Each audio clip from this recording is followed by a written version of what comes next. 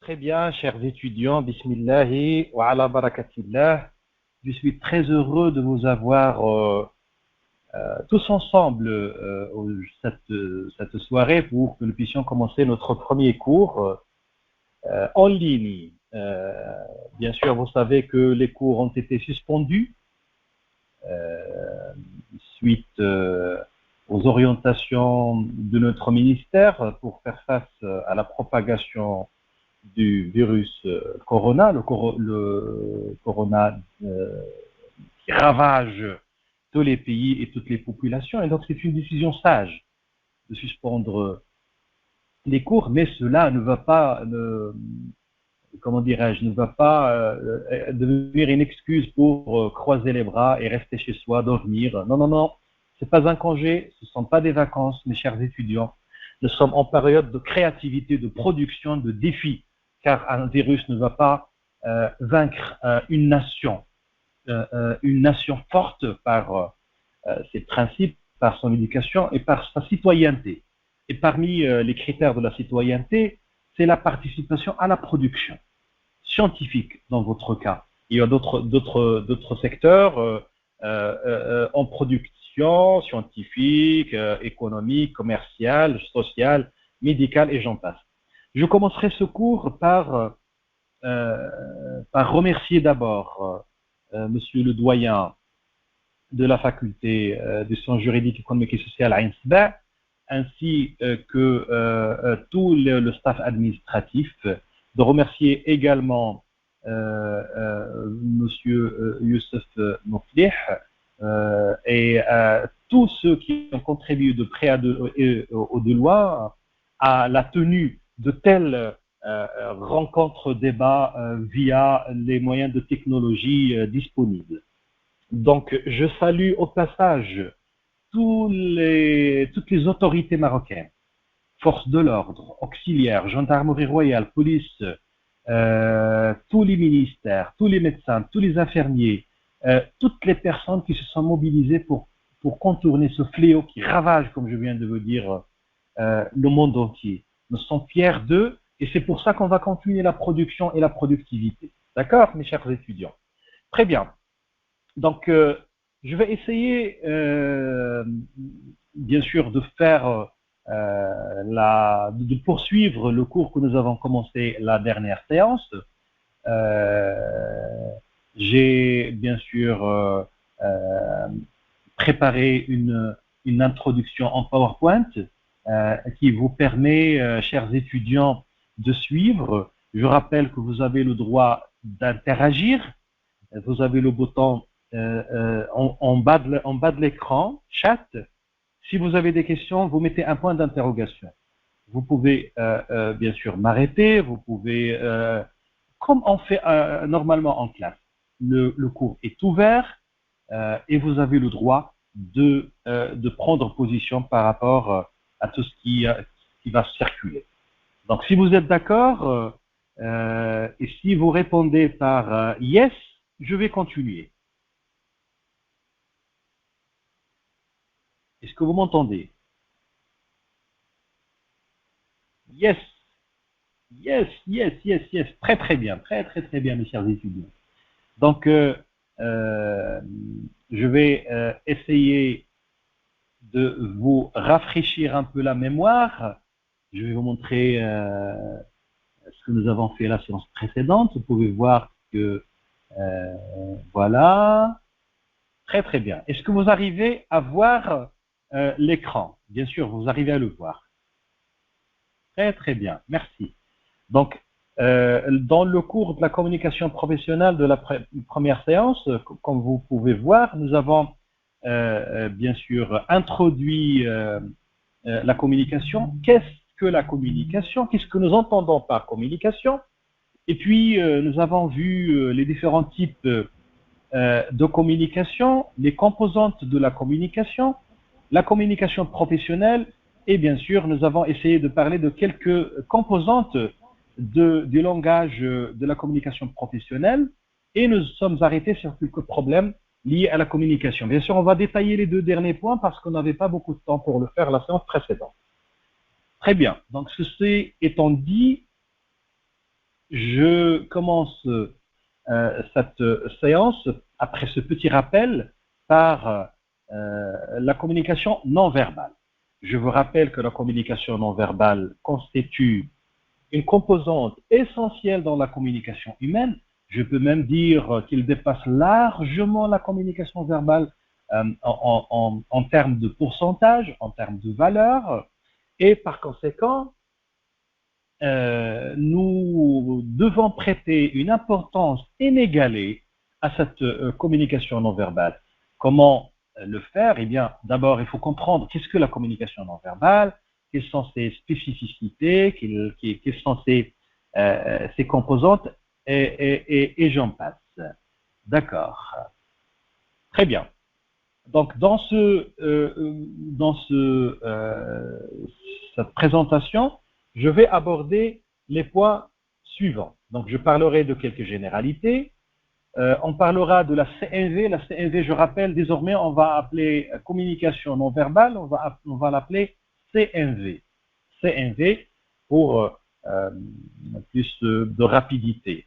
Je poserai une question, comment s'entraîner sur la lecture de la communication non verbale, qui est très importante. Vous qui êtes les prochains administrateurs dans les administrations territoriales et locales, vous devez connaître bien sûr les principes de la lecture de la communication non verbale. Comment avoir une idée générale sur le non-dit, ou bien ce qui est dit de façon sous-jacente, implicite.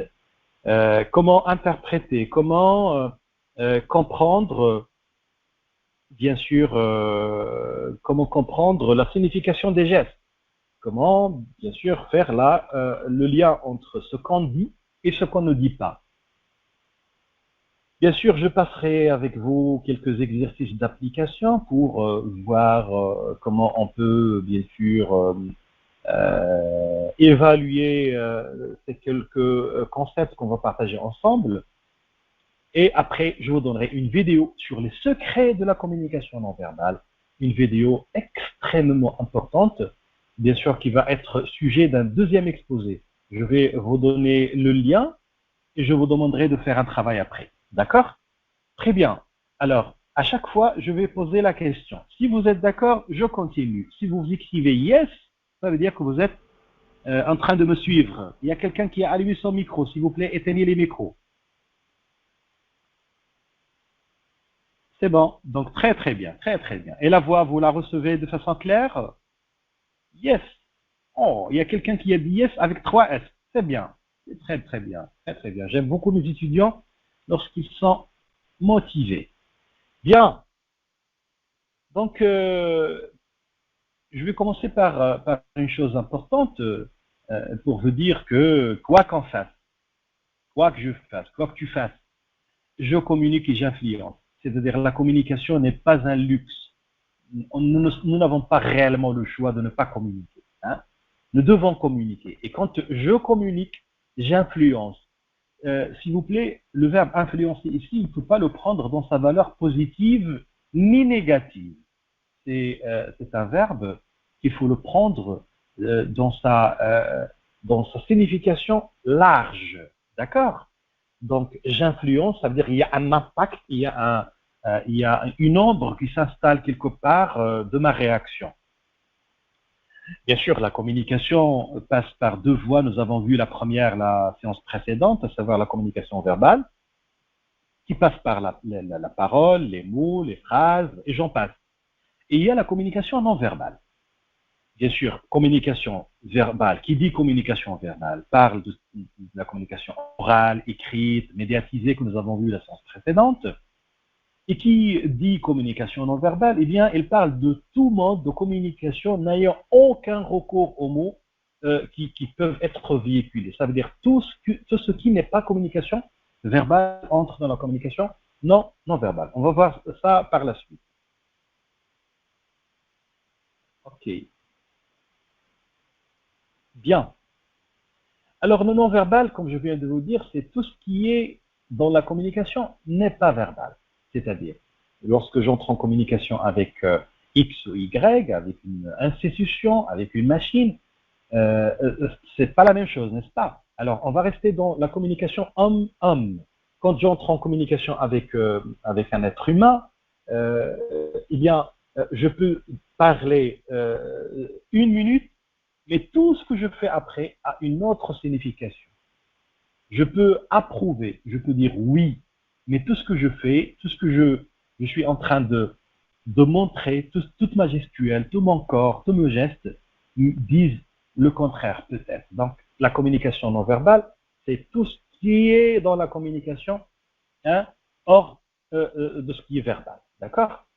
Donc, c'est tout facteur entrant dans le phénomène communicatif qui ne concerne pas directement l'oral et l'écrit. D'accord? Quand vous allez voir, vous allez comprendre que j'ai mis beaucoup d'éléments sur les diapositives pour que vous puissiez avoir le plus possible d'informations.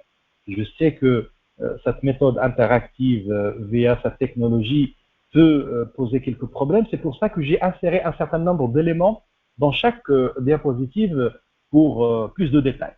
Donc la communication non verbale, elle est plus riche et plus complexe que les mots. C'est-à-dire, je peux, comme je viens de dire, je peux exprimer un sentiment, je peux dire je t'aime, mais bien sûr, la construction verbale, linguistique de cette phrase, elle est, comment dirais-je, elle est directe, elle est claire, mais les gestes, le non-verbal, c'est plus riche, c'est plus complexe, c'est plus approfondi. Je peux avoir des joues qui deviennent rouges, je peux avoir des yeux qui bougent, je peux avoir un corps qui palpite, un cœur qui palpite, pardon, je peux voir des mains qui sont agitées, je peux voir des... C'est-à-dire, c'est toute une complexité et une richesse qui dépasse largement l'expression de la phrase que je vous citer, pardon, je t'aime. Les études menées par le professeur Albert Mehrabian ont établi que 7% de la communication non verbale, comme vous voyez sur la diapositive, est verbale, alors que 93% est non verbale. C'est ce que je viens de vous dire. C'est-à-dire que la communication non verbale a une place importante, plus importante que la communication verbale. Cela ne veut pas dire que la communication verbale n'a pas d'importance, mais c'est tout à fait une remarque scientifique approuvée par les chercheurs. 7% de la communication passe par la signification des mots. Alors, vous allez me dire, monsieur, 93% de la communication est non verbale et 7% des mots. Ça veut dire qu'il faut se concentrer sur le non verbal puisque sur les mots. Je dis oui et non. Et on va voir la réponse durant ce cours. 38% de la communication passe par la voix. Votre temps, chers étudiants, votre débit, votre sensibilité, votre intonation, votre regard, votre voix posée, terrifiée, ou bien palpitée, ou bien comment dirais-je, instable ou bien stable. C'est-à-dire tout ce qui entre dans la gestion de la voix constitue 38% de réussite de la communication. D'accord? Alors que 55% de la communication passe le langage corporel. Corporel. Alors si on ajoute 38% à 55%, on va arriver à nos 93% selon l'étude du professeur Albert Mehrabian qu'on va citer par la suite. Très bien. Alors, s'il vous plaît, est-ce que vous êtes avec moi? Est-ce que je peux continuer ou bien vous préférez autre chose? Nous sommes 32, je suis très content de vous, chers étudiants. Merci beaucoup. Oui, je peux continuer? Très bien. Donc, à chaque fois, on va faire un signe pour différencier vos réponses. Si vous voulez que je continue, écrivez 3 points.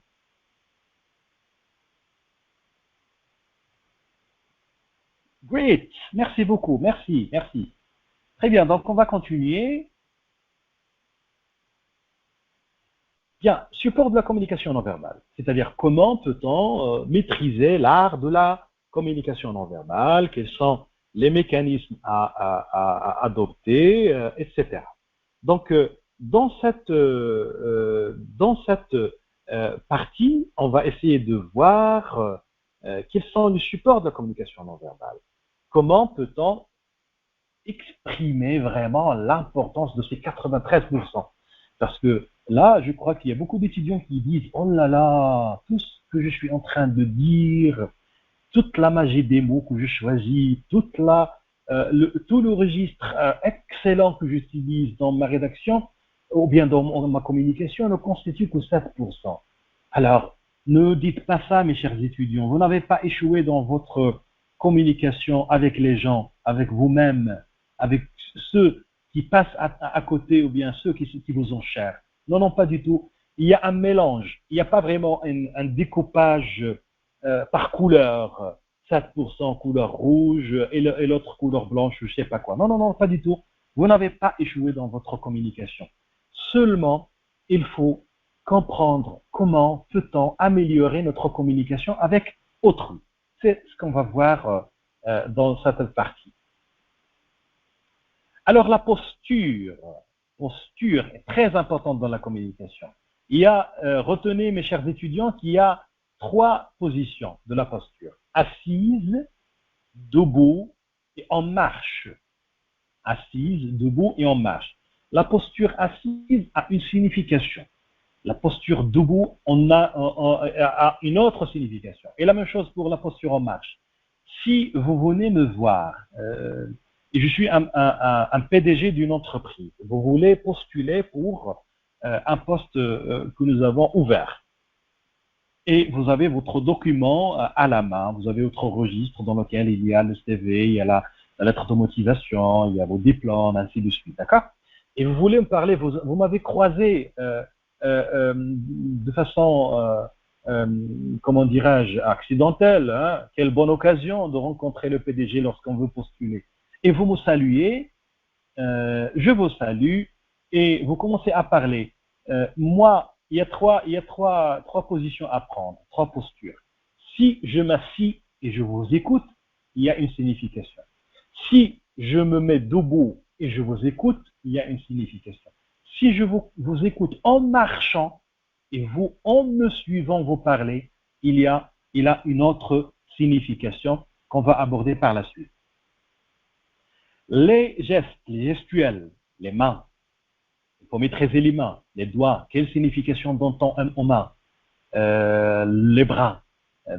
Comment, c'est-à-dire, est-ce que lorsque le bras est tendu, lorsque le bras s'ouvre sur l'interlocuteur ou bien sur le locuteur, lorsque les mains s'ouvrent en haut ou bien en bas ou bien à droite ou bien à gauche. Il y a des gens qui, lorsqu'ils parlent, ils ont l'habitude de poser les 2 mains à côté de leur poitrine avec une distance de 5 minutes et de parler. C'est comme s'ils mettaient des barrières, des limites. Attention, il faut faire ça, il ne faut pas faire ça. D'accord? D'accord, très bien. Les pieds aussi. Les pieds, il faut savoir lire la gestuelle des pieds parce qu'il incarne une signification importante, surtout dans le monde de l'entreprise. Les jambes aussi, on va voir quels sont les mouvements des jambes. Le visage est extrêmement important. Le regard, le sourire, la mimique, les expressions faciales, c'est-à-dire, bien sûr, je sais que vous connaissez énormément de couleurs de regard, n'est-ce pas? Le regard froid, le regard indifférent, le regard en haut, en bas, je te vois et je ne te vois pas, je te regarde et je n'ai aucune envie de continuer avec toi la discussion. Le sourire, bien sûr, on a vraiment énormément de couleurs des sourires, n'est-ce pas? On nous a appris le sourire jaune, bleu, rouge, blanc, je sais pas quoi. Et donc, à chaque couleur, une signification qui s'ajoute à ces 7% des mots exprimés pour donner une signification adéquate. Le sourire est très important.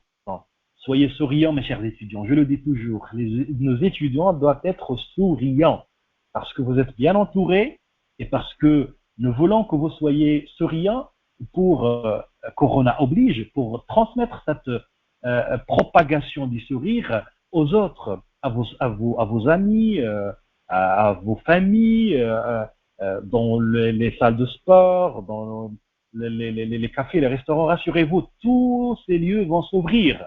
Le corona va passer. N'ayez crainte. Il faut simplement prendre les mesures de soins. Essayer de laver les mains avec du savon. À chaque fois, ne pas saluer les gens, ne pas faire la bise. Essayez de ne pas confronter beaucoup de gens. D'accord? Merci. Fin de la sensibilisation, n'est-ce pas? Bien. Alors, territoire et zone, qui dit territoire et zone parle bon, comment dirais-je, des types du territoire. Mon territoire et mes zones. Il y a des zones. Si je m'approche, je reviens à l'exemple que je viens de vous donner du PDG rencontré par celui qui demande un poste d'emploi. Si les deux personnes, les deux communicants se rapprochent dans une zone, il y a 3 zones qu'on va voir par la suite, il y a une signification, il y a un sentiment qui se dégage, il y a une impression que le PDG veut donner à cet étudiant, à ce chercheur d'emploi, etc. Si la distance est plus vaste, plus grande, cela veut dire autre chose. D'accord? Et la même chose pour les territoires. On va voir ça après. L'apparence, vestimentaire, coiffure, accessoires, parfum.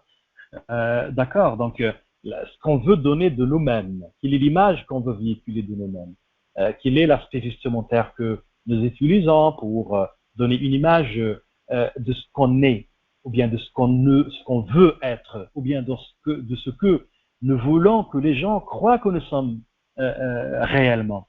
Donc, il y a des gens qui sont toujours très attentifs à leur apparence vestimentaire. Il y a d'autres qui le sont moins. Il y a d'autres qui ne le sont vraiment pas du tout, hein, qui ne s'intéressent pas beaucoup à leur apparence vestimentaire. J'ouvre une parenthèse ici pour vous dire, s'il vous plaît, que on n'est pas là pour donner des jugements de valeur, d'accord? Ni sur les marques des vêtements, ni sur la couleur, ni sur l'élégance, et j'en passe. On est là en train de répéter le proverbe français, l'habit ne fait pas le moine.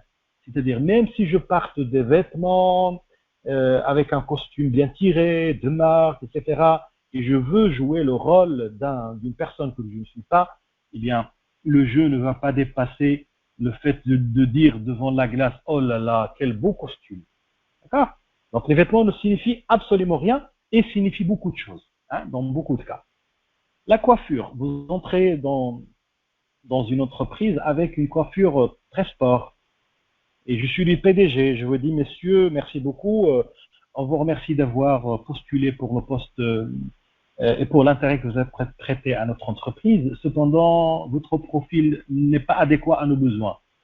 Et ça, je peux couper la discussion. Mais si je suis encore gentil et plus gentil à donner des conseils, je peux vous dire, monsieur, s'il vous plaît, je ne vais pas vous contrarier, ni vous intimider, mais c'est votre coiffure, soignez votre coiffure, s'il vous plaît. Les accessoires, vous venez postuler et vous mettez trop d'accessoires, des bracelets, des bagues, et j'en passe, et j'en passe, et j'en passe. D'accord? Vous êtes vous travaillez dans une entreprise de prestation de services, c'est-à-dire vous devez être agile, mobile, bouger ça et là, vous déplacer et vous portez trop d'objets, trop d'objets. Est-ce que c'est adéquat, c'est pas adéquat? Comme je viens de vous dire, on n'est pas là pour donner des jugements de valeur, mais on est là pour comprendre ce qu'il faut faire réellement. Le parfum, et d'ailleurs je vous remercie pour les bons parfums que vous utilisez. Quand j'entre dans votre classe, je sens des beaux parfums, hein, et je vous invite, mes chers étudiants, à voir un film extraordinaire qui s'appelle Le Parfum. Le Parfum. Souhaib, s'il te plaît, écris le nom de ce film pour que les étudiants puissent le noter. Le Parfum. Il est excellent, extrêmement beau et très significatif. Donc, à chaque fois, je vais vous recommander la lecture d'un livre, d'un film, d'une nouvelle, etc. D'accord?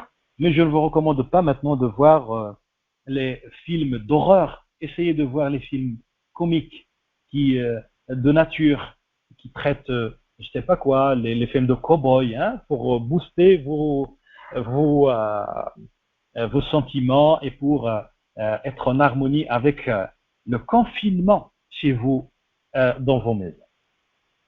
Le silence est extrêmement important. Le silence est plus important que les paroles, comme disent beaucoup de gens. Et les gens disent aussi que celui qui choisit le silence comprend plus, il est plus intelligent. Il est plus intelligent dans la mesure où il ne prend pas position. Il se tait, il écoute les gens, il prend ce moment de recul pour justement avoir plus d'informations que les autres. Et ça, c'est un point important, à souligner. Donc voilà. Très bien. On va résumer, mes chers étudiants. Qui dit posture parle de la posture image physique et l'attitude psychologique. Donc on a deux points à retenir quand on parle de la posture. La posture physique, l'image physique et l'état psychologique. Mais vous voyez qu'il y a un triangle qui tourne, c'est-à-dire la posture est influencée par, pardon, la posture physique est influencée par l'attitude et l'état psychique qui reviennent bien sûr en complémentarité. On ne peut pas avoir l'un sans l'autre. Il y a une interaction entre ce qui est physique et ce qui est psychique. Et c'est ce qui est très important dans la communication non verbale, c'est qu'on comprend comment faire le lien entre le physique et le psychique pour donner un jugement qui pourrait être vrai, hein, qui peut être vrai ou bien qui peut atteindre un niveau important de sa véracité. Alors, donc posture, il faut aussi retenir ça, posture en extraction. Pardon, j'ai un petit problème.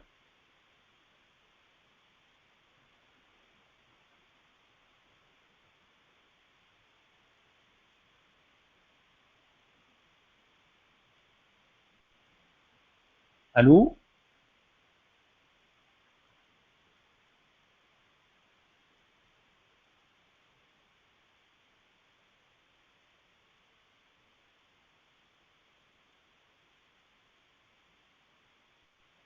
Est-ce que vous m'entendez?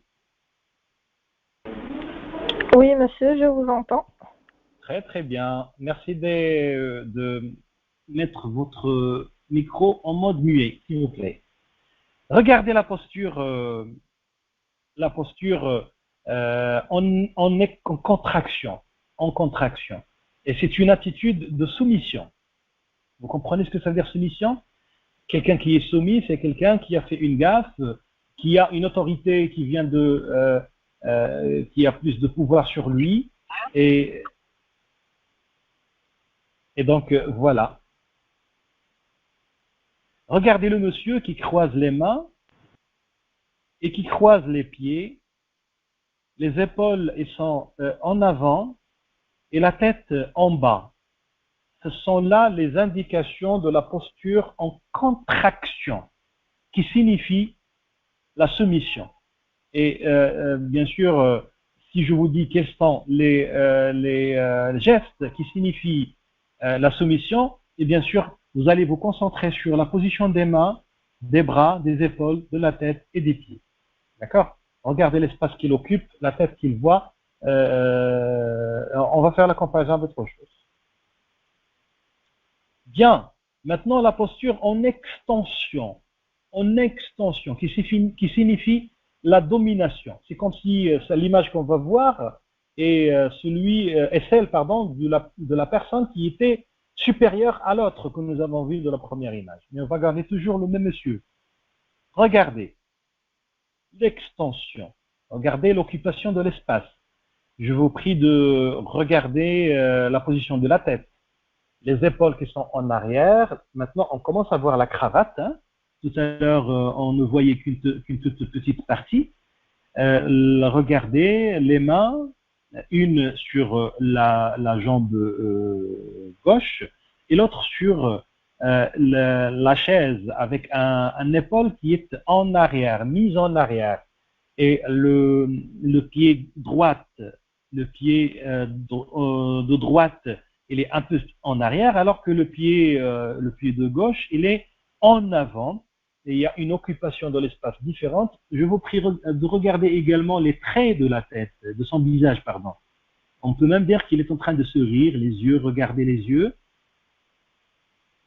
Très bien.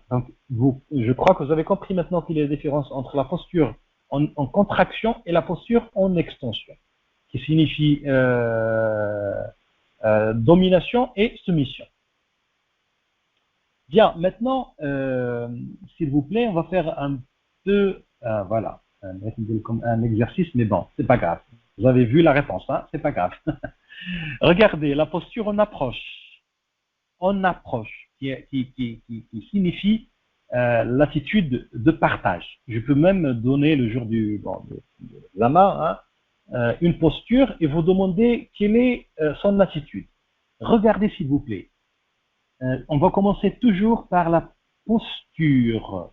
Elle est en approche, ça veut dire quoi? Ça veut dire que la tête, que les épaules sont en avant, que la tête également. Regardez les traits, les joues du monsieur, c'est un sourire, les yeux sont demi-fermés, qui signifie la pitié, qui signifie l'approche, qui signifie l'hospitalité, qui signifie beaucoup de choses. Je vous prie maintenant de voir la main droite de ce monsieur. Elle est mise sur l'accoudoir de la chaise, certes, mais elle n'est pas comme la deuxième image. Elle n'est pas en arrière, mais elle est en avant. Regardez la main, les doigts de la main droite, ils sont mis sur le pied droit, hein, et ils sont mis de façon à ce que la main gauche sorte et s'ouvre. Regardez la paume de la main gauche. Il s'ouvre vers le haut et non pas vers le bas. Vous pouvez voir et faire la comparaison entre la deuxième image. Le pied droit, il est en avant, alors que le pied gauche, il est en arrière.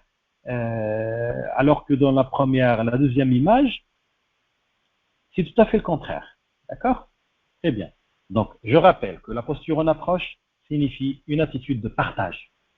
Je partage avec toi, je te salue, je te souhaite la bienvenue, je m'ouvre à toi, je casse les barrières, je brise les glaces, je te dis, sois le bienvenu. Vous entrez dans une administration, vous voyez que l'administrateur, soit il est souriant, accueillant, adoptant une posture en approche, c'est-à-dire il partage, il vous accueille, ou bien vous voyez qu'il y a un type de personnel tout à fait, là je ne vais pas encore une fois donner un jugement de valeur, renfermé, il ne sourit pas, il ne bouge pas, il est en arrière, à la défensive, c'est comme si il ne vous souhaite pas la bienvenue, pardon, mais méfiez-vous, les apparences sont toujours trompeuses, comme on dit.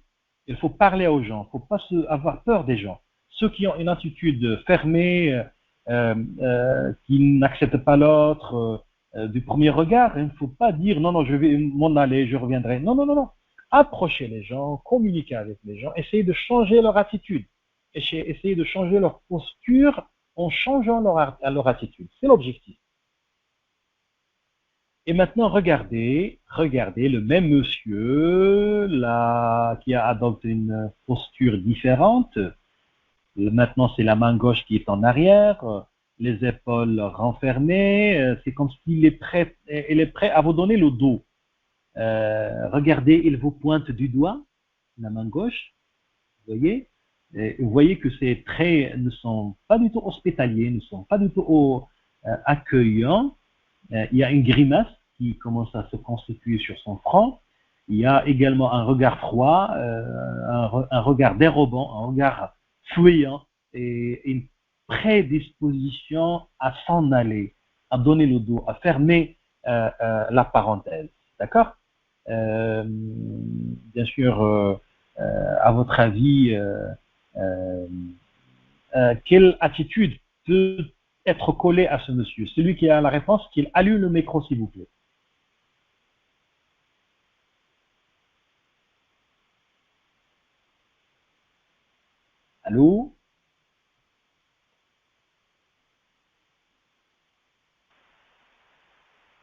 Allô? Oui, oui, je vous écoute. Je pense, monsieur, que c'est une attitude d'une personne méfiante. Une personne méfiante, vous avez dit. D'accord? Est-ce qu'il y a une autre réponse, mes chers étudiants?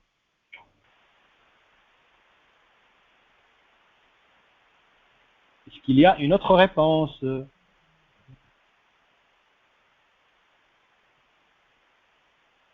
Vous n'avez pas de réponse? Alors, je crois que c'est une attitude d'une personne qui n'est pas confiante à ce que l'autre personne lui dise. D'accord. Et c'est mademoiselle Oumaima, c'est ça? Oui, exactement. D'accord. Oui, quelqu'un d'autre? Allô? Oui, oui, oui, oui. Je vous écoute. Je crois que c'est une personne qui vous néglige. D'accord. Waha, d'accord.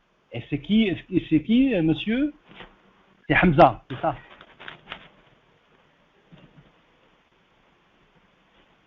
C'est Hamza qui a parlé, n'est-ce pas? Très bien. Autre réponse, chers étudiants. Vous avez des réponses? Très bien. Donc, merci de mettre vos micros en mode muet si vous n'avez pas de réponse.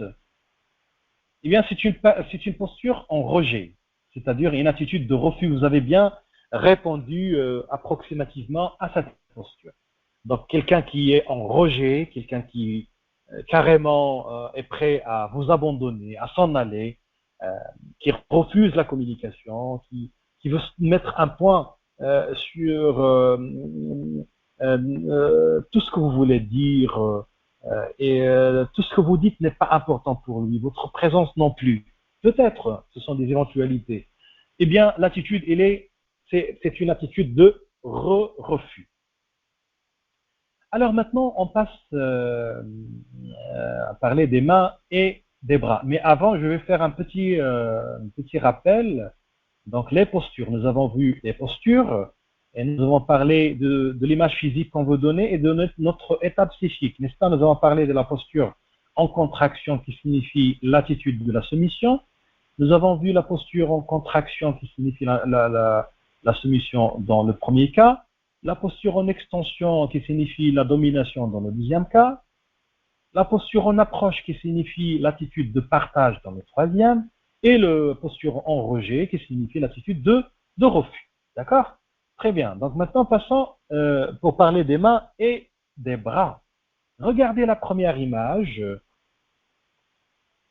Vous avez vu que les mains sont ouvertes et regardent en haut, n'est-ce pas? Les deux mains. Et sont ouvertes de façon à ce qu'on accueille. C'est comme si on accueille, n'est-ce pas? Pour la deuxième image, vous pouvez voir que les mains regardent en bas, d'accord? Ils sont orientés en bas.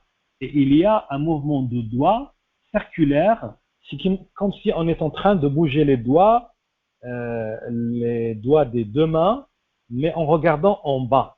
Et dans la troisième image, comme je viens de vous dire dans le début de ce cours, il y a une posture, une position des mains qui fait que les mains sont posées à côté de la poitrine de façon à ce qu'il y ait des limites, je crois, hein, même on va voir par la suite. Donc vous voyez qu'il y a au moins trois positions des mains.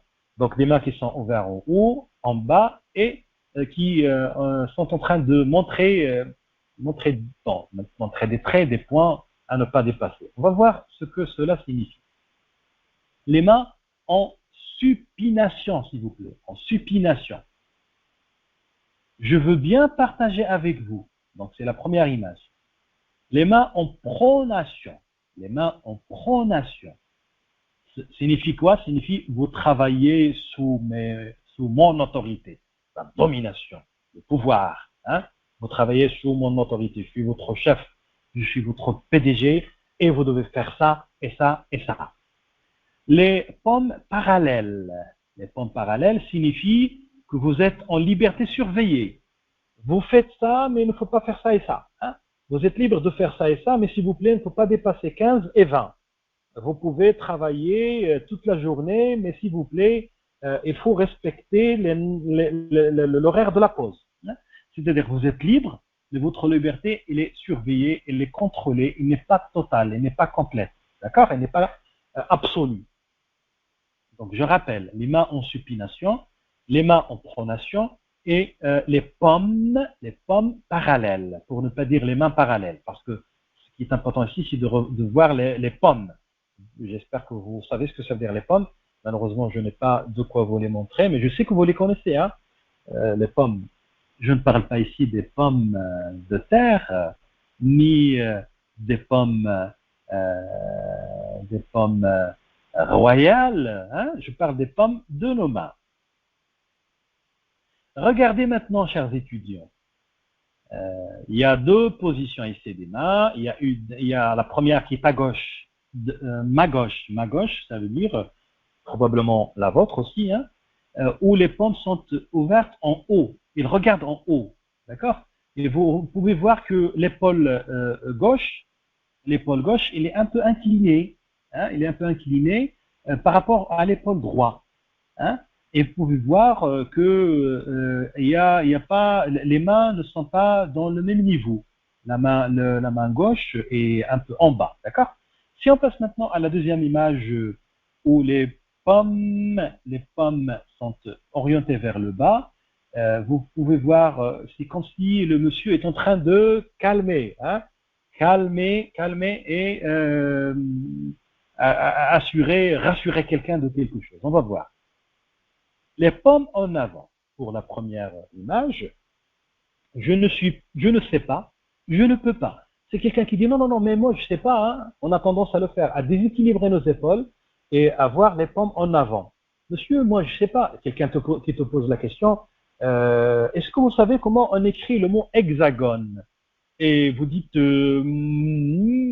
vous écrivez, vous commettez une erreur d'orthographe, il vous dit, mais écoutez, hein. Il vous dit, et vous répondez rapidement, monsieur, moi je sais pas, je ne sais pas, voilà. C'est une réponse à une insuffisance d'information, c'est une réponse à une situation inconfortable, c'est une réponse par rapport à une situation où on n'a pas un feedback positif et efficace. Les pommes en avant vers l'autre, Ils regardent en bas, mais les doigts sont en haut un peu. Hein, vous voyez, c'est comme s'ils sont adressés à l'autre. On ne dit ne me parlez pas de cela, ne me parlez pas. C'est comme si vous stoppez quelqu'un. Vous stoppez cette personne. Vous dites arrêtez, stop. Ne me parlez pas de ça. Je ne veux rien entendre de cela. Hein. Donc voilà. Est-ce que vous avez des questions? Moi, j'en ai 3. Si vous n'avez pas de questions, moi, j'en ai 3. Alors, y a-t-il dissonance ou consonance entre des postures partielles?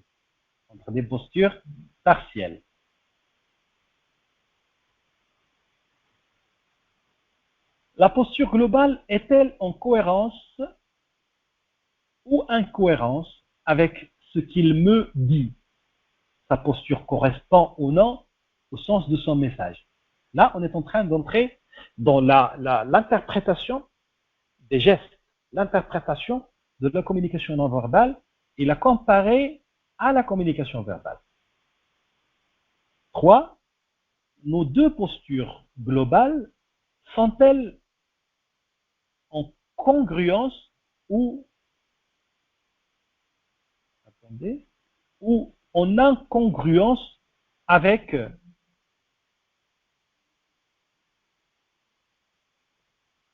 entre elles, si je veux dire. Elles se ressemblent ou pas? D'accord? Donc, je vous invite, chers étudiants, à recopier ces 3 questions. Bien sûr, on va revenir après. Recopiez ces 3 questions, s'il vous plaît. Et à la fin de ce cours, vous allez répondre à ces 3 questions. Vous mettez la réponse à côté. Et lors de notre prochain cours, on va commencer par une discussion autour de ces trois questions. Est-ce qu'il y a une dissonance ou consonance entre des postures partielles, le haut et le bas du corps expriment la même chose ou pas? Autrement dit, est-ce que je peux exprimer une chose avec le haut de mon corps et exprimer une autre avec le bas de mon corps? Est-ce que c'est possible? La posture globale est-elle en cohérence ou incohérence avec ce qu'il me dit? Sa posture correspond ou non au sens de son message. C'est-à-dire, quand vous êtes en communication avec quelqu'un, vous posez la question, est-ce que la position qu'il a choisie, la posture qu'il a choisie, est-ce qu'il est en conformité avec son message? Oui ou non? Sinon, eh bien, il faut chercher, il faut changer la position, n'est-ce pas? Très bien. Donc, si vous avez terminé de copier ces 3 questions, on va pouvoir continuer.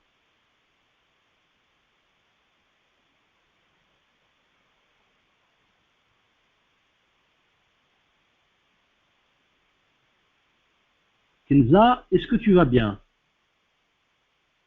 Est-ce que vous arrivez à entendre ce que je suis en train de dire?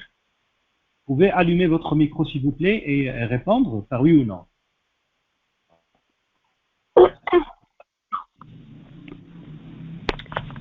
Oui. Très bien, merci, merci. Oumaima? Oui, monsieur, on vous entend très bien. Merci, Oui, merci. monsieur. Merci. Et les autres? Oui, monsieur, on peut vous entendre. Très, très bien. Merci beaucoup. Merci. Alors, merci de mettre vos micros en mode muet, s'il vous plaît. Merci. C'est très gentil. Alors, pour une poignée de main, quelles sont les significations des poignées de main? Parce que les poignées de main ont une signification aussi dans la communication non verbale. Vous allez voir dans la vidéo que je vais vous proposer, vous allez vous amuser parce qu'on va présenter des personnalités politiques, des leaders politiques, comment elles se serrent la main, comment ils prennent la poignée de main, est-ce que cela a une signification ou pas, s'il a une signification, quelle en est cette signification, est-ce qu'il est connu par tout le monde et par conséquent, est-ce que tout le monde veut faire la même chose au reste du monde ou bien ce sont des gestes inventés, inconscients, etc., etc., etc. Alors, vous suivez avec moi, je vais parler ici de numéro 1. Regardez la poignée de main, ça signifie la franchise et l'énergie. Il y a un équilibre, regardez, il y a une franchise, il y a une énergie qui est en train de s'échanger. Il y a une petite force des ondes qui sont échangées, mais de façon énergétique, de façon importante, de façon, voilà, je le dis, équilibrée, oui, on peut le dire dans ce stade.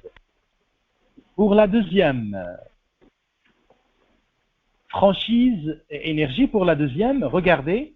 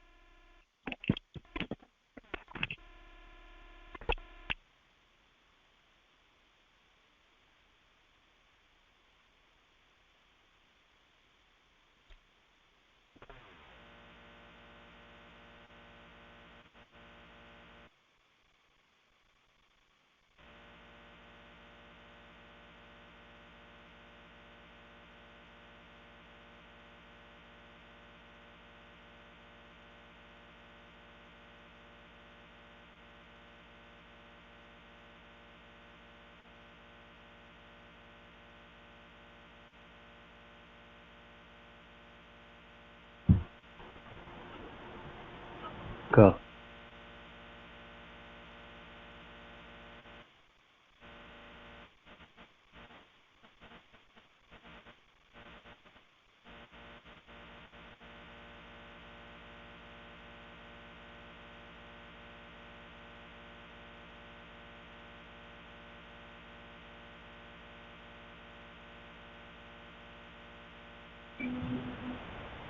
Monsieur, on vous entend plus.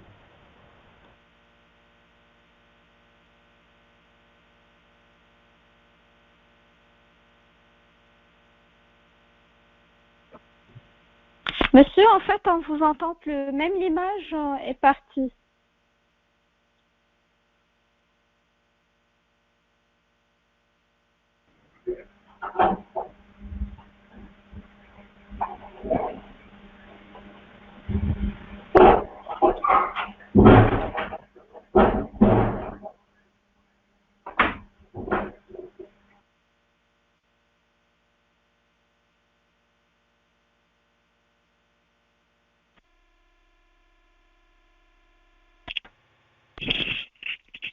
Et maintenant, vous m'entendez? 1, 2, 1, 2, 1, 2. Très bien. Oui, Je crois on que vous vous m'entendez là. Hein? Oui, on vous entend. Très bien. Alors, si vous êtes content de m'entendre, mettez 2 points. Très très bien, merci beaucoup. Moi aussi, je suis très content de vous avoir cette soirée avec moi. Donc, pour ce qui est des visages, n'hésitez pas, s'il vous plaît, si vous ne m'entendez pas, de me faire signe via WhatsApp, s'il vous plaît. Donc, pour le visage, regardez, en 1990, Paul Ekman élargit la liste en ajoutant de nouvelles émotions. L'amusement, la satisfaction, la gêne, l'explication, la culpabilité, la fierté dans les réussites, le soulagement, le plaisir sensoriel et la honte. Cela veut dire quoi? Cela veut dire que le visage a une signification. Voici quelques significations du visage. La colère, l'émotion, vous avez à gauche l'émotion et à droite l'expression du visage. Pour la colère, il y a un regard fixe, des renfrognements du visage, des serrements des sourcils et de la mâchoire. Pour le mépris, il y a unique expression asymétrique, contraction d'une extrémité des lèvres, le dégoût, rétrécissement des yeux, grimace de la bouche, plissage du nez, et non pas du nid. Je sais que petit à petit l'oiseau fait son nid, mais on est en train de parler du nez et non pas du nid. Surprise, écarquillement des yeux, ouverture de la bouche, relèvement des sourcils. Pour la tristesse, abaissement des coins de la bouche, regard tourné vers le bas, etc., etc. Pour la joie, plissement des yeux, ouverture de la bouche, rehaussement des joues, écarquillement pour la peur des yeux, ouverture de la bouche, etc., etc. Donc, s'il vous plaît, ce tableau, je vais vous le donner après, mais quand même, essayez de, si vous avez votre téléphone devant vous, vous pouvez prendre une capture d'écran. Vous voyez, c'est gentil. Je permets l'utilisation du téléphone lorsque nous sommes en cours, hein? Contrairement à la salle, hein? C'est interdit. Alors, vous pouvez prendre une capture d'image pour que nous puissions passer à autre chose. Donc, je vous donne 5 secondes. 1, 2, 3, 4 et 5. Regardez maintenant. On va prendre ce monsieur, on va le prendre dans tous ses états. On va le prendre dans tous ses états. Je vous laisse un peu de temps pour voir ses visages.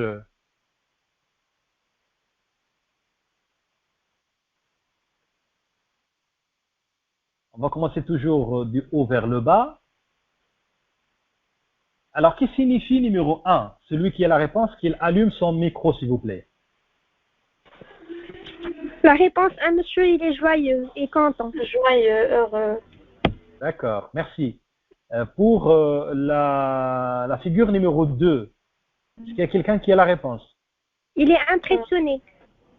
Impressionné. Et vous êtes qui, mademoiselle? Vous êtes qui, mademoiselle? Vous venez de parler, vous êtes Oumaima. D'accord, enchanté, Oumaima. Donc, pour la figure numéro 3, et Oumaima ne va pas répondre maintenant. Hein. On va laisser la possibilité à d'autres étudiants pour le faire. Merci, Oumaima, en tout cas. Numéro 3, toi. Monsieur, je veux dire que bouche bée. Un peu surpris, On non? va voir, d'accord. Et c'est qui, mademoiselle? Vous êtes qui? Salima. Il est isolé. Salima. Oui. D'accord, très bien. Je sais qu'il y a beaucoup de Salima dans votre classe. Non, il y a une seule.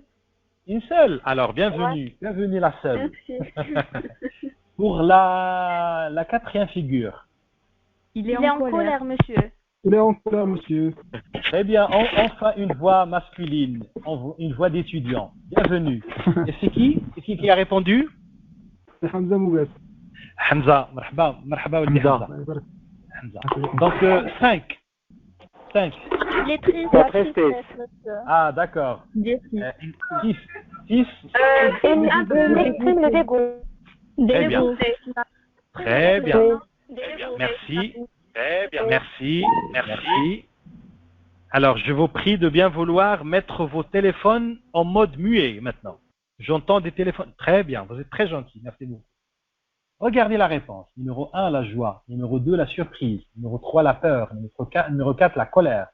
Numéro 5, la tristesse. Numéro 6, le dégoût.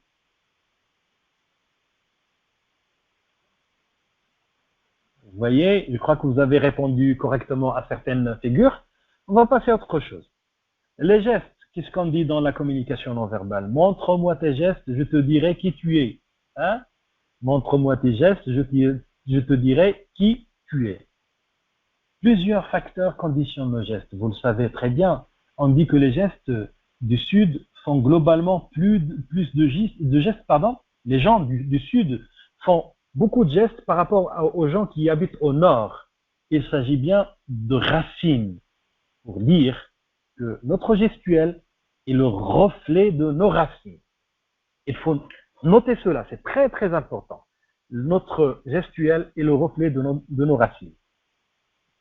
Si j'habite au sud, vous pouvez voir même le cher ami et frère africain, lorsqu'il parle, il utilise des gestes, beaucoup de gestes, n'est-ce pas? Par rapport, si vous prenez un anglais, je sais pas, quelqu'un qui habite de nord, mais toujours est-il qu'il ne faut pas tomber dans la généralité, hein. Il ne faut pas généraliser, mais c'est un constat général, de toute façon. Deux personnes ne feront pas les mêmes gestes pour raconter une même histoire. Leurs acquis culturels, leur milieu familial, leur histoire, leur éducation modifieront leurs gestes pour dire que notre gestuel est le reflet de notre culture. Bien sûr, dans votre groupe, il y a des gens qui sont de Casa, de Moirébon de la Lyon, de Maknas, de Fès, je crois. Bon, vous êtes de beaucoup de villes. Vous n'êtes pas de Casa tous, d'accord? Et donc, vous êtes de régions différentes, de cultures. Je ne parle pas de la culture arabe, musulmane, marocaine. Non, non, non. Berbère, amazir. Non, non, je ne parle pas de ça. Je parle des spécificités culturelles de chaque région. Alors, si je vous demande de raconter l'histoire de Yeha et Juha, hein, et les 40 voleurs, vous allez la raconter de façon différente. Même si je vous donne le même sujet. Si je vous demande de raconter l'histoire de Cendrillon, même si c'est un conte universel, vous allez la raconter selon votre référentiel culturel, psychologique, géographique, etc. D'accord? Donc, notre gestuel est le reflet de notre culture. Donc, ces deux mêmes personnes, l'un étant devenu PDG et l'autre chef de service, regardez, hein, la hiérarchie, transformeront encore la gestuelle lorsqu'ils parleront ensemble. Notre gestuel est le reflet de notre fonction. Si je suis un PDG, je viens d'avoir ce poste avec beaucoup de temps de travail et d'années, etc., etc. Et lorsque je vais revenir pour boire un café avec les gens de mon quartier, peut-être je ne le ferai que rarement, hein. Moi, vous comprenez que je ne parle pas de moi-même. Je donne un exemple, hein. Je vais utiliser une gestuelle qui est en conformité avec ma fonction. D'accord? Ça veut dire que la gestuelle est le reflet de ce que vous exercez normalement comme fonction. Donc, 3 règles d'or, on va vous ajouter une 4e. chacune de ces personnes, je parle toujours de ces deux personnes, changera encore sa manière de bouger selon qu'elle sera dans une mosquée, ou disons boîte de nuit, en colère ou détendue. Notre gestuelle est le reflet de notre ressenti. Le ressenti psychologique, religieux, émotionnel, etc. D'accord? Donc ce sont je reviens encore une fois, ce sont des règles d'or, s'il vous plaît. Retenez ces phrases, qui sont très importantes. Notre gestuelle est le reflet de nos racines, notre gestuelle est le reflet de notre culture, notre gestuelle est le reflet de notre fonction, et notre gestuelle est le reflet de notre ressenti. Alors, on va jouer encore un petit jeu. Vous allez me dire que signifie la position des doigts et du pouce. Si on prend par exemple la première figure en haut. À vos micros, allumez et répondez. Est-ce que vous avez des réponses? Si vous n'avez pas de réponse pour... bon, c'est clair, hein, c'est un geste habituel, vous le faites chaque jour. Hein. C'est la première question échouée. D'accord, oui. C'est nul. C'est le fait de dire ok. ouais, c'est nul. D'accord. Fausse. très Il bien. exprime l'échec. Réponse fausse. Échec, une réponse fausse. Très bien. Maintenant pour la deuxième figure, s'il vous plaît. C'est défavorable, monsieur. Ah, d'accord, favorable, good, bravo, chouette, d'accord. Pour la troisième,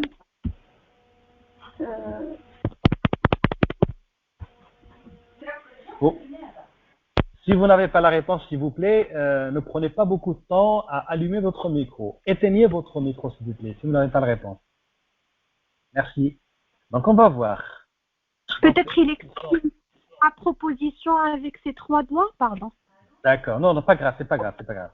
Donc, attendez, on va voir la réponse parce que j'ai déjà projeté la première partie, à savoir les gestes bas. Tous les gestes qui vont... S'il vous plaît, éteignez vos micros, s'il vous plaît. Donc, tous les gestes qui vont vers le bas sont porteurs de signifiants négatifs. Dislike, échec. Hein? Le geste du pouce vers le sol, on est l'expression la plus forte. Il y a d'autres expressions, bien sûr. Les expressions populaires, à savoir les bras m'en tombent ou je baisse les bras, expriment bien cet aspect négatif. Quand je dis je baisse les bras, ça veut dire j'ai échoué, je n'ai pas réussi. Et quand je dis les bras m'en tombent, ça veut dire que ça veut dire la même chose. Enfin. Les gestes hauts, ils ont tous une connotation active ou positive. Hein? Reprenez le geste du pouce, mais cette fois-ci, pouce vers le ciel. Hein? Il marque la réussite. Il marque la mention de dire « Oh, parfait, great, très très bien, tout va bien, c'est excellent, tu as bien fait. » C'est un signe d'encouragement aussi. Lorsque vous êtes avec votre ami ou bien votre petit frère, petite sœur, et il vous invite pour assister, l'encourager dans une soirée théâtrale dans son école, et vous le voyez, à chaque fois vous mettez le pouce en avant, en haut, signe de victoire, signe de réussite, vous lui transmettez des ondes positives, vous lui dites bravo, c'est excellent. Et lui, une fois il voit ces gestes, il est rassuré, il est plus rentable, il sourit, il se décontracte, etc. C'est pour vous dire que tout ce qui est physique a un impact sur ce qui est psychique. Et le contraire est scientifiquement approuvé. Gestes autistes. Les gestes autistes, ils vont vers soi. L'autisme, التوحد en arabe, l'autisme. Les gestes autistes, ça veut dire que c'est quelqu'un qui adresse ses gestes vers soi-même et non vers l'autre. Il ne cherche pas à convaincre, mais à se persuader soi-même. Si vous voyez quelqu'un qui utilise beaucoup ces gestes, vous allez comprendre que c'est une personne qui n'est pas prête à communiquer, à dialoguer, à arriver à un postulat, à un terrain d'entente, et que vous devez fournir beaucoup d'efforts pour changer sa perception du sujet, de l'espace, de la personne dont vous parlez, etc. Les gestes ouverts, ce sont les gestes qui s'offrent à la discussion, à l'échange. Donc, ouverture, ça veut dire accueil, ça veut dire échange, ça veut dire que l'ouverture de votre gestuelle est le garant de votre bienveillance, de votre franchise et de votre bien-être. Tous les gestes d'accueil sont des gestes ouverts. Les gestes d'accueil sont des gestes ouverts. Par votre ouverture, vous indiquez que vous ne craignez pas l'autre. C'est un signe d'accueil de l'autre. C'est un signe de dire à l'autre, bienvenue, je n'ai pas peur de toi, on peut communiquer, on peut vivre. S'il vous plaît, éteignez un micro qui est allumé, qui fait beaucoup de bruit dans mes oreilles. Merci. Maintenant, on va passer à autre chose. On va parler des 5 gestes, des 5 familles du geste illustrateur. Donc, tout à l'heure, on a commencé à parler des doigts, des mains, etc. Maintenant, on va essayer de voir quelles sont les familles de gestes, pour comprendre de façon globale. Nous utilisons plus ou moins fréquemment 5 familles de gestes. Nous avons nos préférences. Ils sont le reflet de nous-mêmes. D'accord? C'est les gestes qui reflètent ce que nous sommes, comme je viens de vous dire tout à l'heure. Eh bien, il y a des gestes déictiques, gestes des doigts, déictiques. D'accord? Il y a les pointeurs. Dans les gestes déictiques, il y a les pointeurs. Doigt, généralement l'index, montre une direction, une orientation, un point précis, une personne précise. Et parfois, l'index s'agite comme une menace. Si on fait bouger l'index, c'est signe de menace contre l'autre. Ou bien les pinces. C'est toujours, elles sont généralement exécutées avec l'index et le pouce. Les pinces d'air indiquent la précision. La précision. Si vous utilisez l'index et le pouce, donc la pince, vous comprenez ce que ça veut dire la pince, la pince d'air indique la précision. C'est ce que vous pouvez voir dans la figure numéro, il n'est pas numéroté, mais qui se trouve à ma droite, avec l'homme portant une cravate. Si vous voulez que je revienne, encore une fois, pour rappeler les 5 familles. Nous avons vu la première famille, les gestes déictiques, dans lesquels nous avons vu les pointeurs, les pinces. Et maintenant, regardez dans la figure de ma droite, l'homme. Alors, rapidement, interagissez. Qui peut me donner une fonction à ce monsieur de ma droite, qui est debout et qui a les mains ouvertes, à votre avis? Est-ce que c'est... Quelle fonction peut-il... Excellent. C'est un maestro. Un maestro. Et vous êtes des maestros. Vous êtes... Alors, éteignez votre micro, s'il vous plaît. Merci. Et pour la figure de ma gauche, quelle serait peut-être la profession? Allumez vos micros, s'il vous plaît, pour répondre. Un mathématicien. Un mathématicien, un ingénieur, un infographiste. On va voir. Votre micro, s'il vous plaît. Merci. Donc, nous avons vu dans la première famille les gestes déictiques. Pour la deuxième famille, on va voir les gestes pectographes. Les gestes pectographes. Ils dansent. C'est comme si on est en train de danser. Vous avez bien répondu à la question. On peut dire que c'est un maestro, à part qu'il ne porte pas de papillon. Il fallait dire des gestes, mais l'aspect vestimentaire ne reflète pas vraiment ce métier. Il doit avoir une tenue un peu spéciale, avec une chemise blanche, un papillon. Généralement, les maestrons ont des cheveux longs, n'est-ce pas? Mais de toute façon, c'est bien ce que vous avez dit. Donc, il dessine dans l'air les objets dont il vous parle. Quelqu'un qui vous parle et qui commence à dessiner dans l'air. Regarde, tu vas faire ça et puis tu vas faire ça. Il s'agit de gestes pictographes. Il a un joli visage et puis un corps. Votre interlocuteur dessine dans l'air ses rondeurs. Vous comprenez ce que je veux dire. Le pictographe peut dessiner dans l'air avec la main entière. mais il utilise plutôt un geste pointeur dans la figure de ma gauche. Pour le faire, l'index surtout, hein, pour prendre une... C'est comme s'il est en train de dessiner un triangle. Ces gestes sont généralement étriqués et petits. Hein. 3. Les gestes idiographes. Ils volent. Hein. Les gestes pictographes, ils dansent. Les gestes idiographes, ils volent. Ce sont les gestes porteurs d'idées, de concepts, d'abstraction. Les mains volent dans l'air et les doigts s'agitent, souvent signe d'oiseaux qui volent dans l'air. Alors, à vos micros, figure de ma gauche, que signifie-t-elle?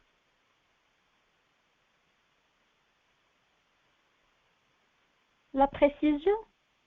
Il précise des mesures, par exemple. D'accord. Autre réponse?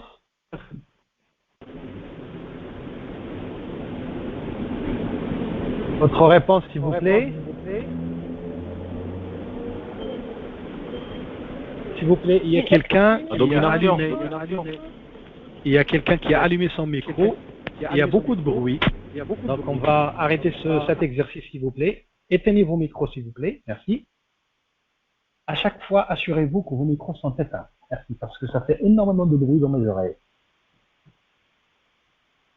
Bien, les gestes quantitatifs, limite, quantité, et le cadre, ce sont des gestes qui sont exécutés avec la main entière. Généralement, les deux mains, d'ailleurs, fonctionnent en symétrie.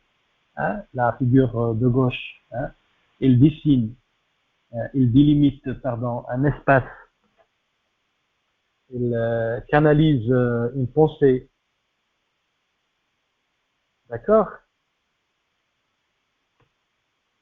Les gestes kinésitographes, ça vous rappelle la kinésithérapie, n'est-ce pas? Kinésitographe, c'est la figure de ma droite. C'est comme si un kinésithérapeute vient pour faire des exercices de kinésithérapie à un patient qui a un mal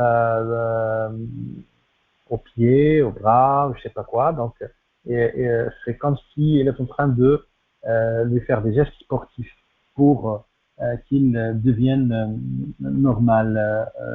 Donc, ce sont des gestes faits par le corps ou une partie du corps jouant l'action racontée. Alors, s'il est levé, hein, dit votre interlocuteur, et pour mieux vous le faire comprendre, il se lève lui-même, il a pris un livre sur l'étagère et elle l'a jeté.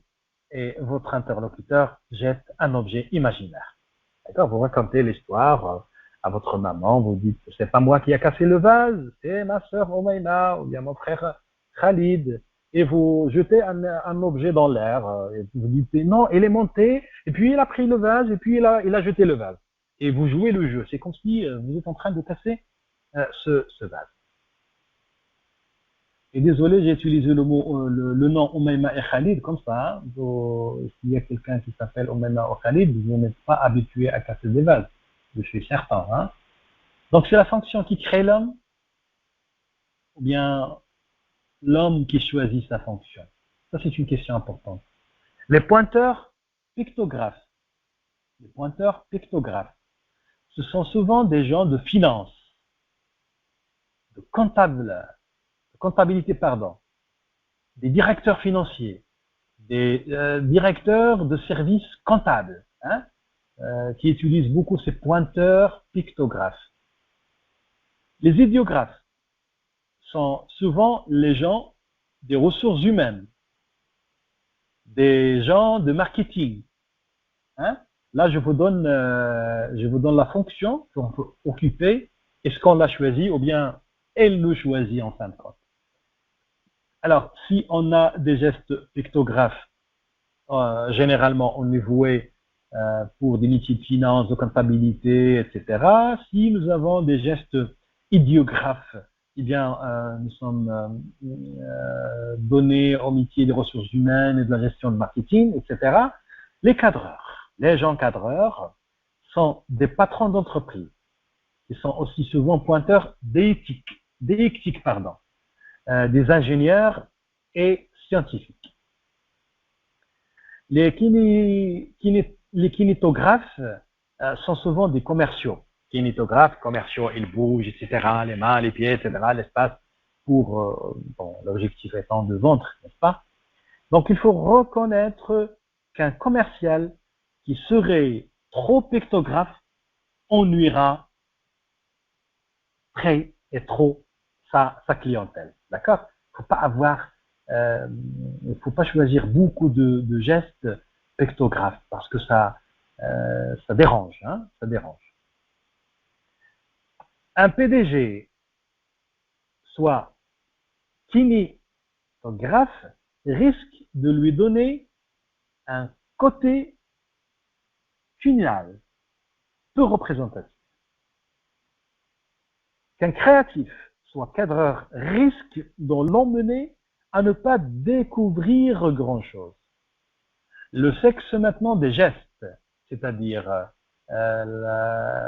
est-ce qu'il y a des gestes masculins, ou bien est-ce qu'il y a des gestes féminins, ou bien il y a des gestes comme ça, sans nature, sans sexe, etc. C'est ce qu'on va voir. Alors, on va voir des gestes féminins maintenant. L'un des gestes de dérivation les plus courants chez la femme est le passage d'une main ou des doigts dans les cheveux. Vous allez me dire, monsieur, mais les hommes aussi font cela. Elles passent leurs mains dans les cheveux. Mais c'est un geste à caractère féminin. C'est-à-dire la majorité des femmes font ce geste et c'est normal. Alors que si l'homme commence à le faire à chaque fois, il peut le faire une fois, deux fois, c'est pas grave. Mais s'il a l'habitude de le faire énormément de fois, eh bien, il adopte un geste féminin, je peux le dire, hein. Donc, ce geste est 3 fois plus fréquent chez les femmes que chez les hommes, hein. Donc, en position assise, la femme pose 10 fois plus que les hommes la main sur les cuisses. C'est clair, hein. Une position assise, la femme pose ses mains sur ses cuisses 10 fois plus que les hommes. Les genoux repliés et enlacés par les bras est 10 fois plus employé par les femmes que par les hommes. Donc, ce sont des constats généraux pour distinguer la nature, le sexe des gestes. Maintenant, on est en train de parler des gestes au féminin. Parmi les gestes de présentation, c'est-à-dire au départ d'une prise de parole ou d'une action engageante, les femmes remontent fréquemment les manches. La femme remonte leurs manches, alors que les hommes, je peux le dire, ça vous fait rire, remontent leurs pantalons. Donc, je reviens encore une fois pour dire que lors de la présentation, la femme remonte ses manches, d'accord? Les manches, hein? Alors que l'homme remonte son pantalon, contrôle sa ceinture, vérifie si la chemise n'est pas sortie de son pantalon, etc. Des gestes masculins. Le doigt sur la tempe est utilisé 2 fois plus par les hommes que par les femmes. Hein? L'homme se caresse le menton à rebrousse-poil. C'est un geste de réassurance que la femme n'utilise pas. La femme n'utilise pas le geste de caresser le menton. C'est un geste masculin. Les 2 mains sur les hanches sont utilisées 10 fois plus que par les hommes. Hein? C'est mal vu de voir une femme marcher les mains sur la hanche. Hein? Elle peut le faire une fois, 2, mais généralement c'est un geste au masculin. L'homme peut mettre ses mains au revers du veston. La femme ne le fait que très rarement, hein, pour des raisons d'anatomie. Donc, au démarrage d'une prise de parole ou d'une action engageante, c'est ce que je viens de dire tout à l'heure, les gestes de présentation des hommes est de remonter le pantalon. Les femmes, même en pantalon, ne l'utilisent pas. C'est pas bien de voir, c'est pas joli de voir une femme qui remonte le pantalon lors d'une prise de parole, prise de présentation. Alors que l'homme, il le met, la femme est plutôt en train de s'intéresser à remonter ses manches, à retrousser ses manches. Zone et territoire. Le territoire tribal, c'est-à-dire l'appartenance à la tribu, passe par des signes de reconnaissance bien spécifique. Alors, si vous m'écoutez, s'il vous plaît, Hamza, fais-moi signe. Si tu m'écoutes, Hamza, allume ton micro et dis n'importe quoi. Oui, monsieur, je vous écoute. Oui, monsieur. Très bien, merci Hamza. Donc, oui, monsieur. Merci, c'est gentil. Donc, les clubs, les associations ont leur charte se forment de règles intérieures. Éteignez vos micros, s'il vous plaît, Hamza. Ils pratiquent des sortes de rituels. Micro, s'il vous plaît, mettez vos micros en mode muet. Merci. Donc, les membres doivent satisfaire à des obligations. Il y a ici une erreur de frappe, je vais rectifier par la suite, des costumes qui garantissent leur apparence. L'entreprise fait partie de ces territoires. Vous voyez que le territoire tribal est très vaste. À l'intérieur de ce territoire d'entreprise, d'autres tribus plus petites ont aussi le leur. Je peux en remplacer tribu par des groupes, si vous voulez, des groupes sociaux.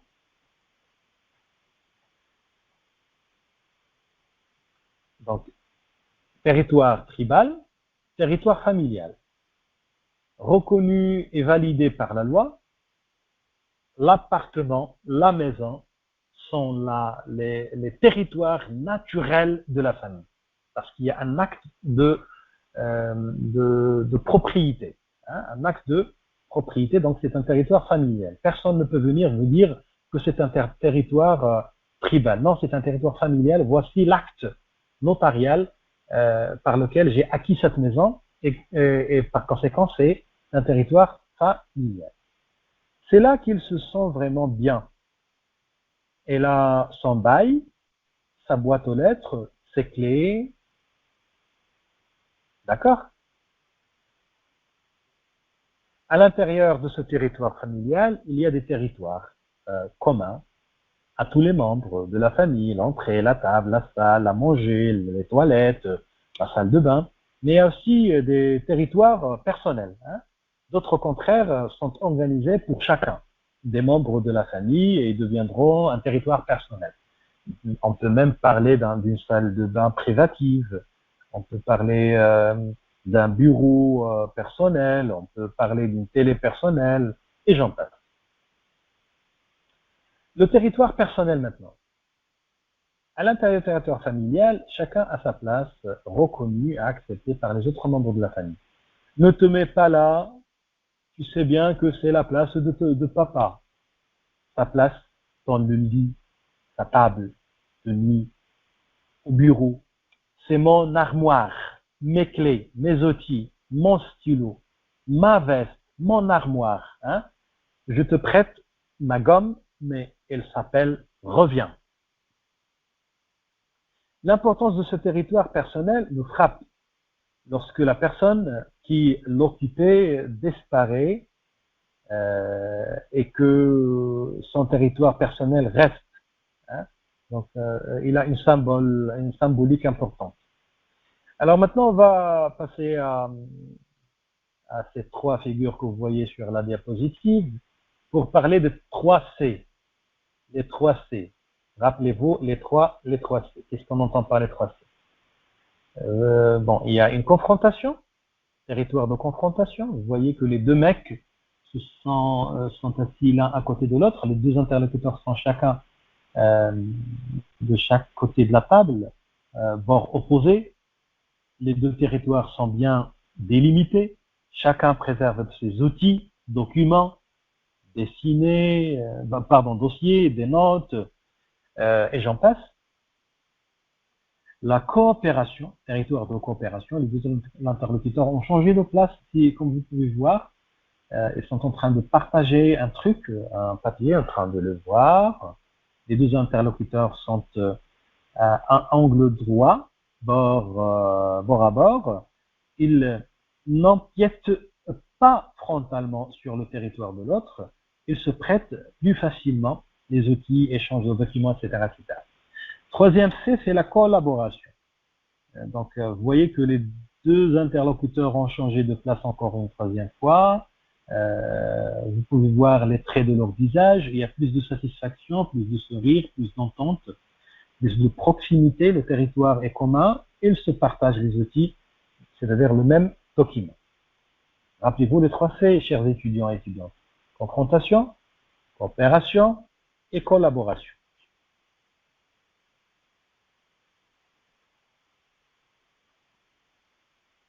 Souhaib, est-ce que tu m'entends? Fais-moi signe, Souhaib, si tu m'entends.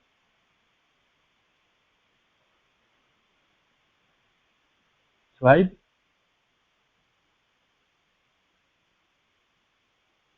Est-ce que vous m'entendez? Oui, on vous entend. Il a répondu par écrit, en fait. D'accord, Oui, très monsieur. bien. Très bien, merci. Bien, maintenant, le travail coopératif et le travail collaboratif. Quelle différence peut exister entre les deux types?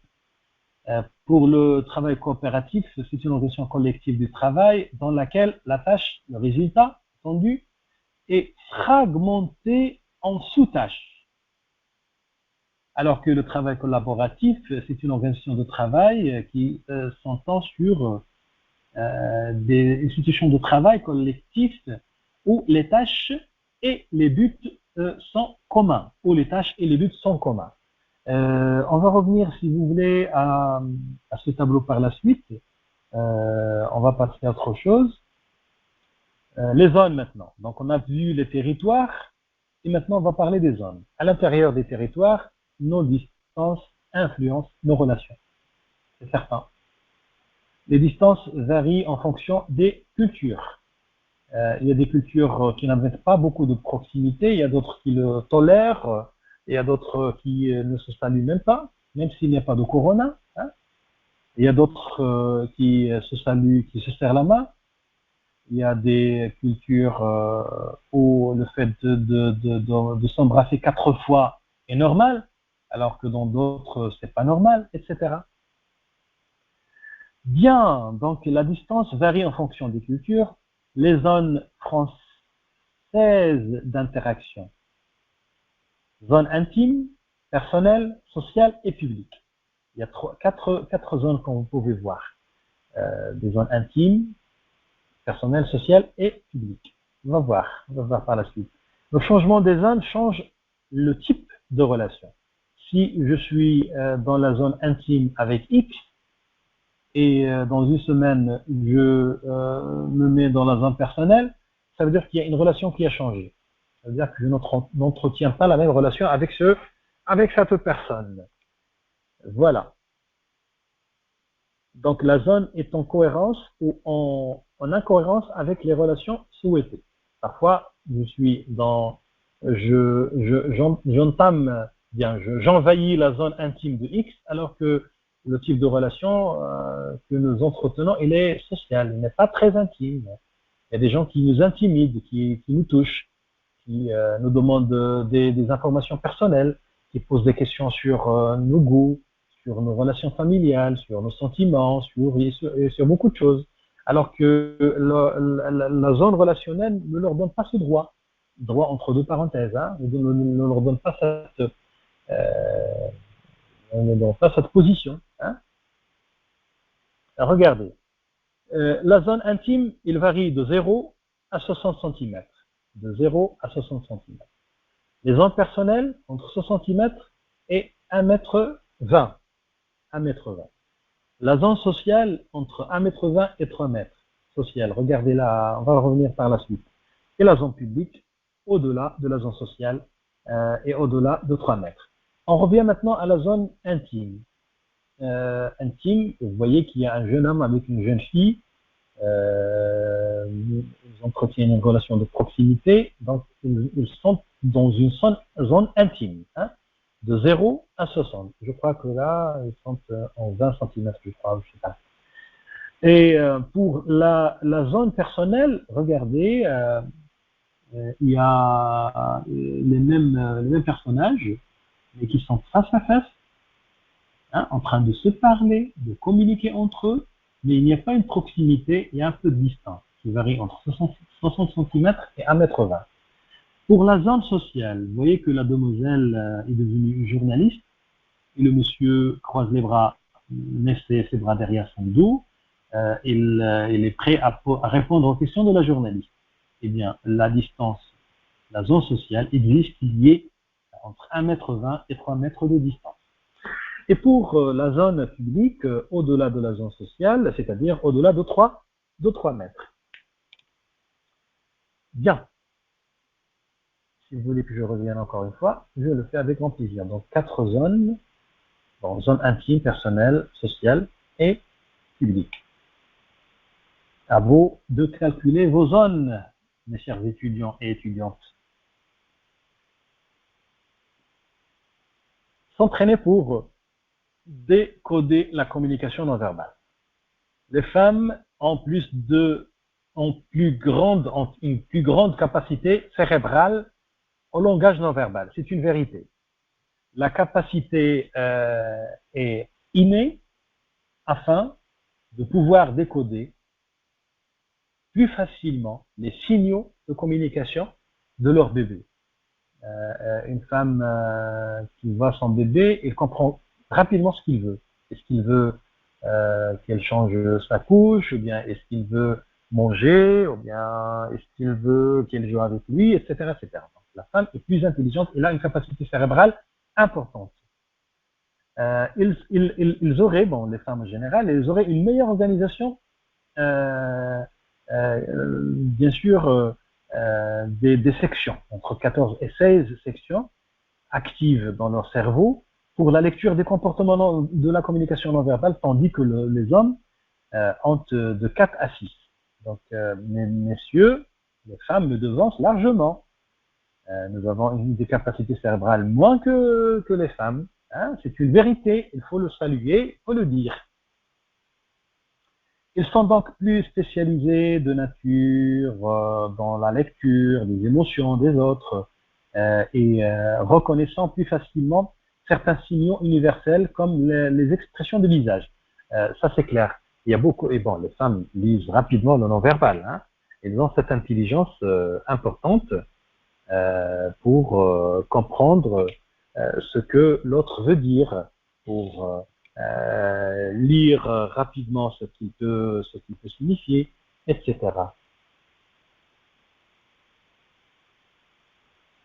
Donc, pour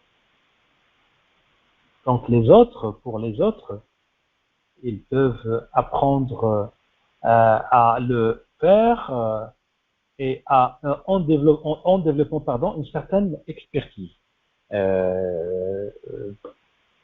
Très bien, on m'informe que Sohaï vient de m'informer qu'il a un problème avec le logiciel. Est-ce que tout le monde a ce problème? Est-ce que vous m'entendez? Si vous m'entendez, vous dites oui. On vous entend parfaitement. Très bien, merci. Parfois, oui. Mais maintenant, on vous entend. Très bien, très bien. Donc, voilà. Donc, je vais m'approcher un peu du micro. Donc, les 15 minutes par jour de lecture non verbale des autres, elle est très, très importante. Lire un livre spécialisé en communication non verbale. Écoutez les vidéos d'experts en la matière. Ce sont des conseils que je vous donne pour améliorer votre compréhension de la lecture non verbale. Acquérir une bonne conscience de ses propres gestes et de leur signification. Lire le non verbal là où il y a plein de gestes ou interactions. Ne pas être distrait par le langage verbal des autres, c'est-à-dire ne sortez pas demain, bon, vous n'avez pas sortir, vous êtes en confinement, mais il ne faut pas commencer à faire la lecture de la communication non verbale de votre frère, votre soeur, votre maman, votre père. Non, pas du tout. Ne vous amusez pas à faire le langage verbal des autres, à l'interpréter surtout. Hein. Écoutez les vidéos avec son, bien sans son, et testez pour valider si les lectures sont précises ou non. Lire les gestes en grappe et non en les isolant. Rechercher les signes en congruence entre le verbal et le non-verbal.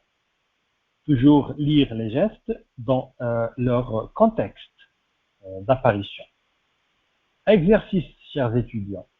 Oh là là, j'ai déjà donné là. Non, pas du tout, je n'ai pas donné de réponse. Donc, attribuez à chaque expression le sentiment adéquat. Vous avez de 1 à 7 et vous avez de A à G. Chaque proposition doit coller parfaitement à la figure. La surprise, le mépris, la colère, la peur, le dégoût, la joie et la tristesse. Et vous avez de 1 à 7. Pour la figure numéro 1, une réponse, allumez votre micro, répondez et éteignez-le. La tristesse? On va voir. La mépris. Pour la figure, le mépris. D'accord. Pour la figure numéro 2. Tristesse. Pour la figure, tristesse. Figure La numéro... tristesse. La tristesse. La tristesse. Ok.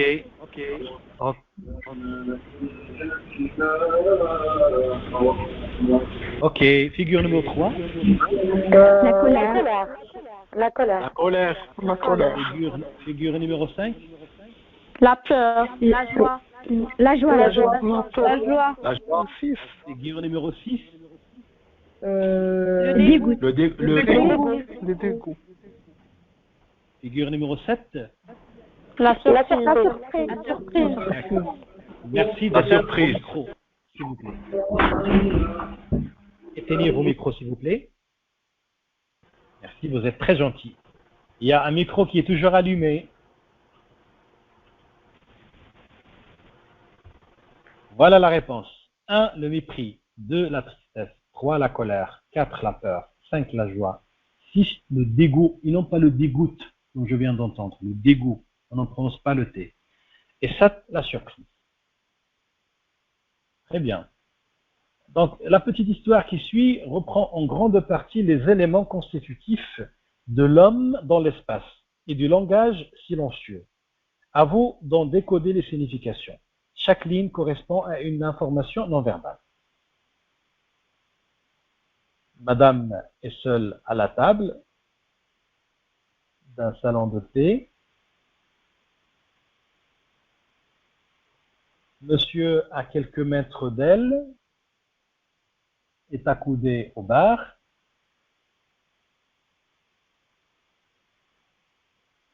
Elle fait teinter 2 glaçons dans son verre de bourbon. Bon, de toute façon, je vais vous donner cet exercice avec avec les 3 premières questions, d'accord? Donc, ne vous concentrez pas sur cet exercice, ça sera un exercice à faire et à discuter après. Donc, on va passer à autre chose. Voilà, donc très bien. Maintenant, on vient de terminer cette partie réservée à la communication non verbale, dans laquelle nous avons vu beaucoup de points. Nous avons commencé par des points qui peuvent vous intéresser. Je rappelle encore une fois la table de matière. Nous avons parlé de quelques généralités. Nous avons parlé du support de la communication non verbale. Nous avons également parlé de quelques exercices pour s'entraîner sur la lecture non verbale, la communication non verbale, exercices d'application, une vidéo importante que je vais vous proposer à la fin de ce cours et qui sera un devoir. Donc je vais vous donner le titre, c'est, si vous avez de quoi écrire devant vous, c'est les secrets de la communication non verbale. Vous pouvez trouver ça sur Internet, sur YouTube, les secrets de la communication non verbale. Mais attendez pour que vous ne vous perdez pas. Je vais vous donner le lien. Bon, voici le titre. Dans les secrets de la communication non verbale. Dans les secrets de la communication non verbale. Vous mettez ça sur Internet. Vous mettez ça sur Internet, sur YouTube, et c'est une vidéo très importante qui peut vous être très utile et à travers laquelle vous allez faire l'application de tout ce que nous avons vu dans ce cours. Donc, je crois que c'est tout ce que j'avais à vous dire aujourd'hui. Donc, je vous remercie pour votre disponibilité, pour votre sérieux, votre interaction. Et je rappelle encore une fois que nous allons continuer de donner des cours en ligne à tous nos étudiants de la faculté de sciences juridiques, économiques et sociales à INSBA, ainsi que tous les établissements de l'université Hassan II de Casablanca, et j'imagine tous les autres établissements universitaires au Maroc qui vont faire la même chose pour garantir votre droit à la formation et pour faire face à ce fléau, pour dire que nous ne baissons pas les mains, que nous ne sommes pas négatifs, que nous ne sommes pas des gens qui attendent et qui regardent par la fenêtre. Nous sommes des acteurs du changement, et le changement commence par le changement des attitudes et des comportements et de passer à la production et à la productivité. J'espère que cette expérience vous a plu et que vous êtes satisfait de ce cours. Je vous remercie beaucoup de votre patience, parce que j'imagine que cela a dû demander beaucoup de changements dans votre disposition pour que vous suiviez avec nous ce cours. Voilà, donc c'est tout ce que j'avais à vous dire. Vous étiez très aimable, je vous remercie infiniment. Si vous avez des questions et des remarques, vous pouvez le faire maintenant. On va ouvrir une séance de questions-réponses et de remarques. Mais si vous n'en avez pas, on va le reporter pour la prochaine séance. Voilà, donc à vos devoirs.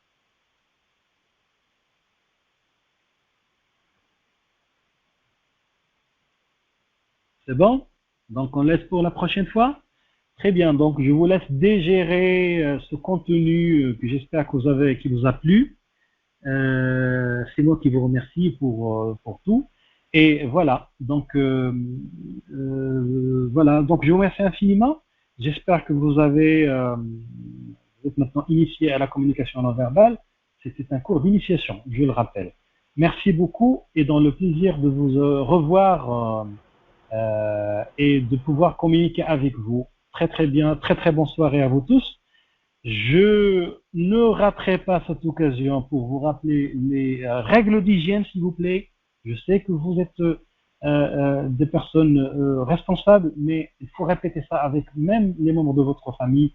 Lavez vos mains avec du savon, soyez attentifs, ne saluez personne, n'embrassez personne.